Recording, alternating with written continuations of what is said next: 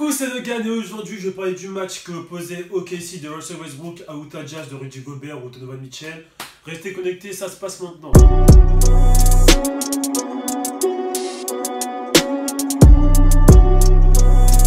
Premièrement, j'aimerais féliciter Anthony Davis et sa team. Ils ont sweepé Portland et je reste encore sous le choc parce que je m'y attendais pas. Je pensais qu'ils allaient revenir dans la série en mode remontada, mais non, je ne comprends pas, En tout cas, félicitations à eux. Félicitations à Minnesota, notamment Derrick Rose qui... On revoit le D-Rose d'avant, ça fait vraiment plaisir. Félicitations aussi aux Sixers. Encore un triple double de Ben Simmons, mais bon, voilà, bref, anyway. Là, on va parler du match OKC contre Utah Jazz. Déjà, il faut savoir qu'OKC, là, il perdait 1-1. Enfin, non, il avait égalité, 1-1.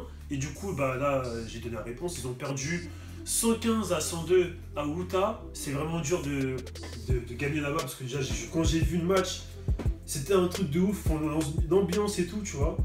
Mais faut savoir qu'avant le match, Paul George, il était archi confiant. Russell Westbrook, il était archi confiant en mode Paul George. Je sais plus, il avait dit en mode je vais faire ce que j'ai pas encore fait au playoff, genre en mode il allait scorer. Enfin, je sais pas ce qu'il disait, mais il avait dit un truc du genre, tu vois, qu'il allait se donner à fond pour ce match. Mais ça ne s'est pas passé comme il le souhaitait parce qu'ils ont perdu. Et j'aimerais faire un shout-out à Ricky Rubio, des petits Spanish, qui a fait un triple-double. Et après 7 piges qu'il attendait ses fucking playoffs, il arrive, il marque, il fait son game, il prend des rebonds, il fait des passes. Et franchement, il rentre dans l'histoire des joueurs d'Utah Jazz parce que depuis 2001, aucun joueur de Utah Jazz a fait un triple-double en playoff. Le dernier, c'était John Stockton. Voilà, c'était en 2001, en avril 2001. Et là, bah... Ricky Rubio qui fait du sale. Alors il finit avec 26 points, 11 rebonds. Je tiens à dire que c'est un meneur qui est tout petit. Il a pris 11 rebonds, 10 passes décisives. Non, franchement Ricky, grosse force à toi. Maintenant j'aimerais faire un petit bilan de ces deux équipes. Il faut savoir que certes, OKC, ils ont des joueurs individuellement, il n'y a pas des mots, ils sont trop forts. Genre un Carmelo, un Paul George, un Russell Westbrook, un Steven Adams, ils ont trop de joueurs, ils sont vraiment trop forts.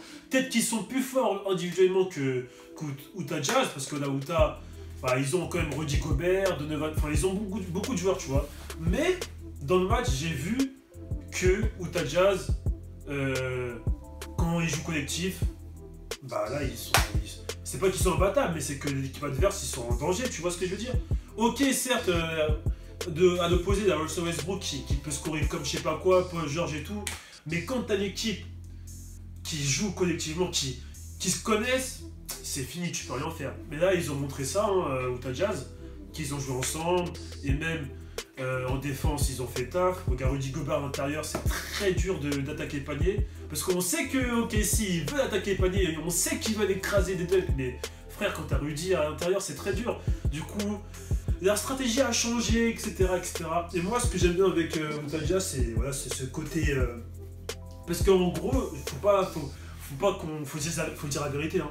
Je trouve qu'Utah Jazz, ils sont trop sous-cotés en NBA. Et ils montrent là, de plus en plus, qu'ils sont dans le bail. Ils sont dans le bail et on voit que OKC commence à... Ils ont peur. Enfin, ils ont rêve de se faire éliminer au premier tour.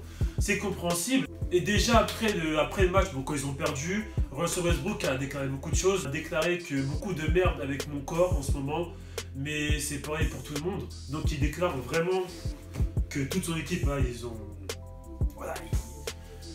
ont moins d'énergie, moins de punch qu'avant, mais il faut continuer.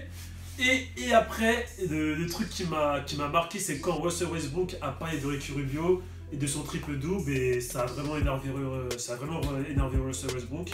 Et il a dit, il a mis des shoots compliqués, il a été trop à l'aise, mais je vais l'éteindre du prochain match, je vous le garantis.